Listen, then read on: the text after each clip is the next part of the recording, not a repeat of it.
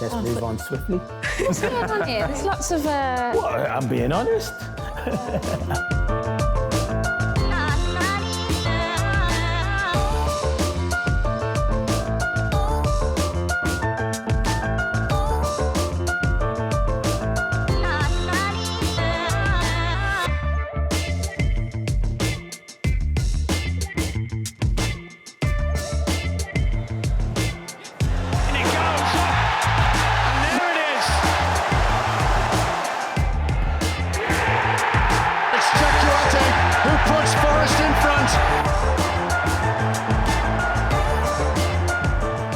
Brighton versus Nottingham Forest. Peen, how do you think this one will go? This could be a huge game for both of these teams. Yeah, it really could be, because we're still sort of getting to know the new Brighton manager, De Zerbi, and how he likes to sort of set up his team. It'd be interesting to see if he can fill the shoes that Graham Potter has made, because, of course, the thing that Graham Potter did at Brighton was he was able to really sort of make his mark on the team. He was able, you know, everyone saw what he did there. Clinton, tell me, what's it like when you get a new manager in at a football club like Brighton have, and a manager that has been so integral to, as Peen said, all of the different ways they've played, and those players must absolutely love him.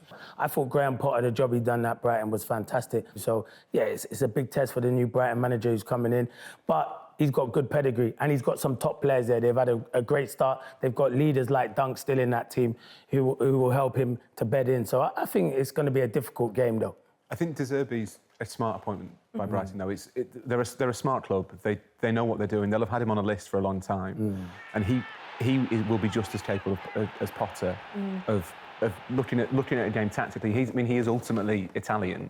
And so for all that he's progressive and he's attacking, and he maybe doesn't fit the cliche that we kind of have of Italian managers even now, he'll still have had that Traverciano education. He will know exactly how to read a game tactically.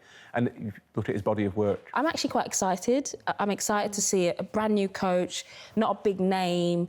You know, I think, you know, it's been said that he's, you know, Guardiola's student, but actually in sort of learning more about him, he's taken bits of so many different coaches, like, you know, Bielsa and Klopp and Guardiola, and sort of made that his own, you know, into a new style. So I'm excited to see, you know, what he's going to do with this team.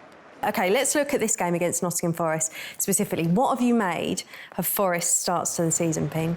Well, I was really excited for them to be back in the Premier League. Obviously, it was going to be difficult because they weren't used to playing in the Premier League for so long. They'd been away from it for so long, but this is why they had that big, massive overhaul of players, which, you know, has its negatives and positives, because last season in the Championship they were quite consistent in their team selection, whereas this time it's a completely different team. What's it like when there's such a big turnover of players, if you've ever been involved in anything like that? It's really interesting for me, because when you come up into the Premier League, there is that gap between the Championship and the Premier League, and you sort of got to pick your strategy. You know, you look at clubs like Leeds, you know, they kept the bulk of their squad, they kept a very strong identity, and they stayed up. You know, Nottingham Forest remind me of Fulham a few years ago, when they bought all these players and it didn't work. And I just wonder what the strategy is. What is the benefit of having all of these new players? Because you could be Pep Guardiola.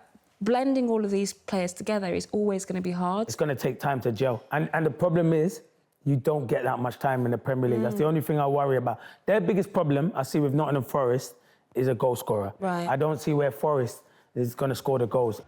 We've seen Nottingham Forest collapse in a few of their recent home games, away from home against a Brighton side under a new manager in transition. They've got to be targeting all 3 points, haven't they? Yeah, you'd fancy Brighton to win, but then at the same time, there's two teams who are still kind of feeling themselves out a little bit. So Intriguing. Yeah, it might be maybe a draw, this one.